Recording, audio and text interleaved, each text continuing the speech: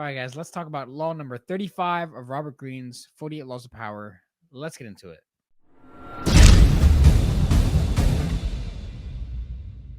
All right, guys, welcome back to the channel where we get you on the grind and improve your mind every single video.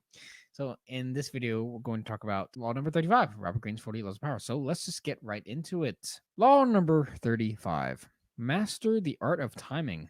Never seem to be in a hurry. Hurrying betrays a lack of control over yourself and over time. Always seem patient, as if you know everything will come to you eventually. Become a detective of the right moment. Sniff out the spirit of times, the trends that will carry you to power. Learn to stand back when the time is not yet ripe and to strike fiercely when it has reached fruition. So, what it's basically saying is watch how you move in a timely manner. So never seem to be hurrying too fast. That way you look like you're rushing or panicking, and it lowers your perception of power than the power that you have. It's like when a boss walks into a room. Does the boss like, oh my god, oh guys, I made it? Like, no, you guys probably think that guy's a pussy, but the guy who walks in calmly, walks slowly, like the big boss. Oh crap, the big boss is here. Like that kind of energy, that's power. Like we do talk kind of fast on this channel, but like if you're in a social setting and your words kind of they actually mean something. So when you talk, it sort of comes out in a more powerful way compared to if I was just talking like this all the time and it's like everything go crazy. Everybody don't know what I'm saying, and I don't even know, like it's like how you talk also defines how people will perceive you. Yeah, Depending on how your speech is. exactly. And another way, an example that you can use for specifically how to master the art of timing would be if you are, let's say you're at a specific job and you're really looking for a promotion of some sort, and your boss, and like the thing is, like you want to talk about it with your boss, but your boss sometimes is always like, he always has these moments where he's like really angry or he's just upset. He feels negative, but but you're waiting for that moment of where he's like he's in a good mood and everything like that. You have to be patient to find those specific moments, because those are the best moments to go in and talk about it, because he's already in a good mood. And if you know how to speak and you find that moment, you go in there, you execute, trying to get this promotion, Right. you can succeed as long as you perform properly and you have mastered that timing. Because if you went in just a little bit beforehand, just before he got in that mood, you probably wouldn't get it. But you waited until it was the right time, and you got in there, and you probably would get that specific promotion. It really depends on the context. Like there's so many ways you could use it. So like timing is everything. Like you need to be careful. Like it can dictate your entire day, your entire life. Time is a fire which we all burn.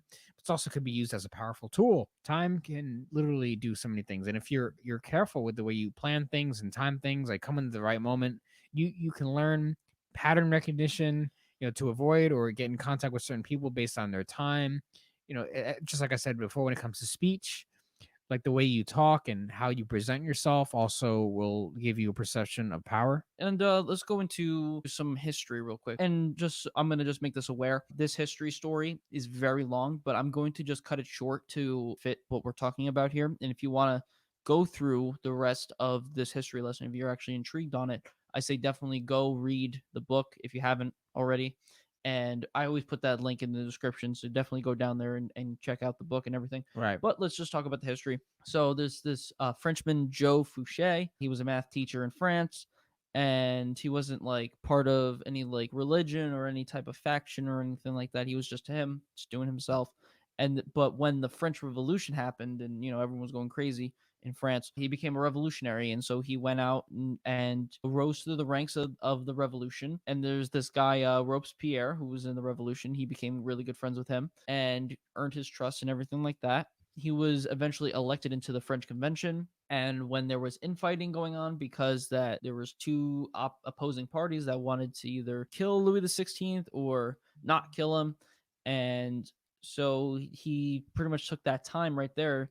He used his perfect timing to come and pretty much be the deciding factor of executing Louis XVI, which we know ended up happening. And with that, he knew that once that would happen, that a lot of the people would probably, depending on which way you look, because of the two opposing factors, people would like it, people would not. And so what he wanted to do was, when he did that, he wanted to find a place where he can pretty much look over a specific sector of France and pretty much lay low. So that's what he did.